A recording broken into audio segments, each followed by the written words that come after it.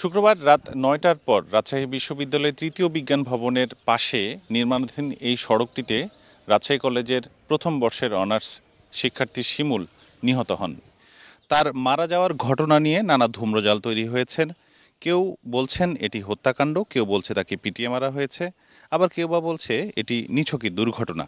আসলে ঘটনা কি, আমরা সেটি জানার জন্য দুপক্ষের সাথেই কথা বলেছি, শিমুলের সহপাঠীদের সাথেও কথা বলেছি। কাউকে অপকর্ম অবস্থায় ধরেন, তাকে ধরে আইনের হাতে তুলে দেন। নিজের হাতে আইন তুলে নেওয়া তো কোনো সভ্য জাতির ইয়া হতে পারে না।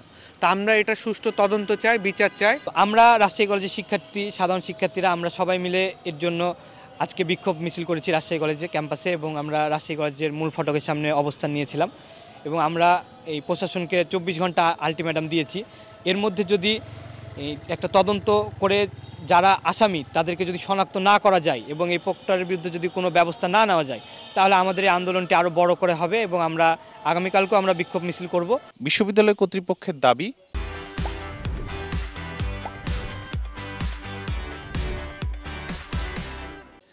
ঠিক শুক্রবার রাত 9:30টার দিকে যে সড়কটি দেখতে পাচ্ছেন তৃতীয় বিজ্ঞান ভবনের পাশে চারুকলায় যাবার যে রাস্তাটা, সেই রাস্তার কোনো এক জায়গাতে শিমুল এবং তার বান্ধবী মোটরসাইকেলে বসে গল্প করছিলেন। বহিরাগত হওয়ায় ক্যাম্পাসের যে প্রক্টোরিয়াল বডির টহল টিম, তাদেরকে দেখে তারা দ্রুত মোটরসাইকেলে করে এই জায়গাটি ত্যাগ করতে চান এবং তারা হয়তো জানতেন না যে এই তৃতীয় বিজ্ঞান ভবনের সামনের যে সড়কটি, সেটি সিসি ঢালাই দেওয়ার জন্য এই সড়কটিতে পুরোটাতেই রড বিছানো হয়েছে।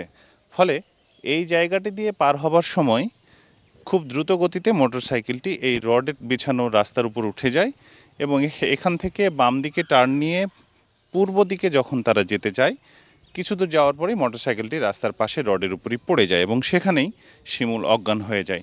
এটা আসলে আমাদের প্রক্টোরিয়াল টিমের যেটা ভাষ্য, এবং আমি ওখানে যতগুলো ছেলেরা ছিল, যতজনের কাছ থেকে আমি এ পর্যন্ত রিপোর্ট পেয়েছি, সো ফার আমার কাছে যে তথ্য আছে সেই তথ্য অনুযায়ী ওই ছেলেকে কোনো ব্যাট দিয়ে হোক, ক্রিকেট ব্যাট হোক, মানে ব্যাডমিন্টন খেলার ব্যাট হোক, কোনো কিছু দিয়ে এইগুলো কোনো যেটা বলছে পিটিয়ে মারা হচ্ছে, এই ধরনের কোনো রকম কোনো ঘটনার আমি কোনো সিমটমও পাইনি কারো কাছ থেকে। আমার যে সাক্ষ্য প্রমাণ, সাক্ষ্য প্রমাণ মিনস আমি যাদের সঙ্গে মানে আমি পার্সোনালি কথা বলেছি আর কি, তাদের কারোর সঙ্গে কোনো রকম কোনো এরকম তথ্য পাইনি। আমরা ছিলাম, পোলাপান ছিল অনেক ভার্সিটির, পরে যায় ধরে নিয়ে মাথায় পানি ঠানি দিছে, দেওয়ার পরে তো সেন্সলেস হয়ে গেছে, মেয়েটা ব্যথা পাইছে।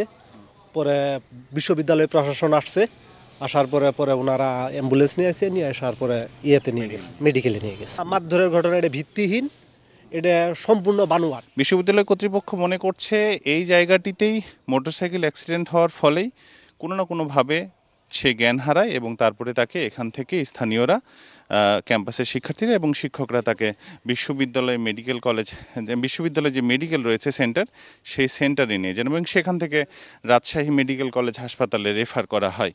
রাজশাহী মেডিকেল কলেজ হাসপাতালের চিকিৎসকরা বলছেন তারা সেই নিহত, যিনি মারা গেছেন শিমুল, তাকে নিহত অবস্থাতেই পেয়েছেন এবং তার শরীরের বহিরাংশে কোথাও কোনো ধরনের জখম তারা দেখেননি। তবে ময়নাতদন্ত যিনি করেছেন তিনি ক্যামেরার সামনে কথা না বললেও তিনি বলেছেন যে ঘাড়ে এক জায়গাতে শুধুমাত্র আঘাতের একটি চিহ্ন রয়েছে, সেটিও খুব বেশি যে গণপিটুনি কিংবা তাকে আঘাত করা হয়েছে এই ধরনের নয়। পরিবারের দাবি, পরিবার এখন পর্যন্ত থানায় কোনো মামলা দায়ের করেননি এবং তারা করতে আগ্রহীও নয়।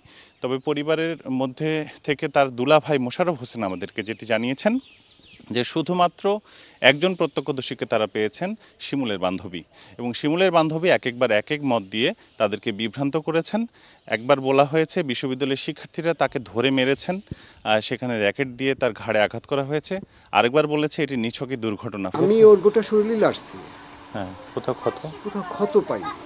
আপনারা কোনো হত্যা মামলা করবেন না? এখন শ্বশুর তো চিন্তা ভাবনা করছে, কখনো বলছে করব, কখনো বলছে ঝামেলা করে কি করব, ছেলে আসছে না।